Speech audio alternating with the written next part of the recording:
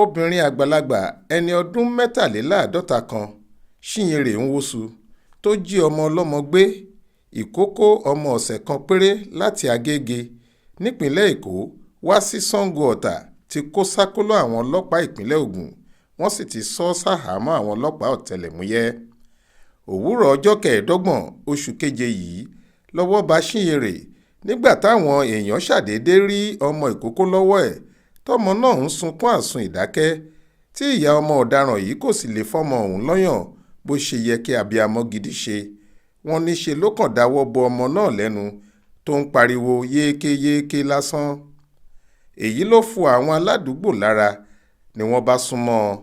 Wọ́n bi léèrè bóyá òun ló ní ọmọ náà. Ó lóun ni ìyá ẹ̀, òun sì ṣẹ̀ṣẹ̀ bí i ni wọ́n bá ní kó fún un lọ́yàn níṣẹ́jú àwọn torí igbe ọmọ yìí pọ̀ jù. Ibẹ̀ sì làkàrà ti tú sépo. Kíá ni wọ́n gbá afurasí ọ̀daràn yìí mú. Wọ́n sì pe ẹ̀ka iléeṣẹ́ ọlọ́pàá Sango-Ọ̀tà láti fi ìṣẹ̀lẹ̀ náà tó wọn létí. Ojú ẹsẹ̀ sì ni DPO tẹ̀sán náà SP Dahiru Sale ti pàṣẹ fáwọn ọmọọṣẹ́ ẹ̀ tí wọ́n sì mú un. Lágọ̀ọ́ ọlọ́pàá obìnrin náà jẹ́wọ́ pé ní tòdodo òun kọ́ lòun bí ọmọ tóun gbé dání ọ̀hún, òun rà á ni.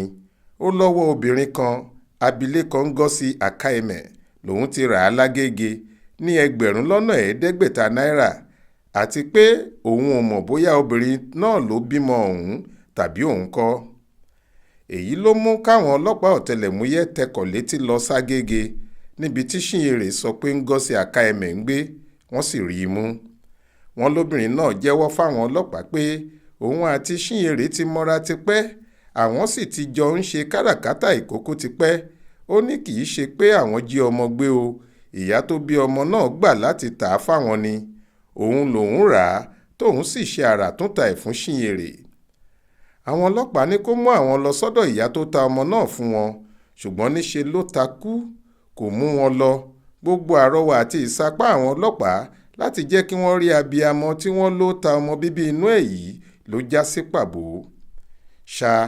Kọmíṣánná ọlọ́pàá ìpínlẹ̀ Ògùn CP Lanre Bankole ti ní káwọn méjèèjì tọ́wọ́ báyìí sì máa gbatẹ́gùn lọ́dọ̀ àwọn ọ̀tẹlẹ̀múyẹ́ náà kí wọ́n lè ràn wọ́n lọ́wọ́ lẹ́nu iṣẹ́ ìwádìí wọn.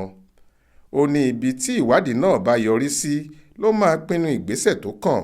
Lẹ́yìn náà ni wọn yóò fojú wọn balẹ̀-ẹjọ́ gẹ́gẹ́ bí DSP Abímbọ́lá Oyèyẹmí alukoro iléeṣẹ́ ọlọ́pàá ìpínlẹ̀ Ògùn ṣe sọ.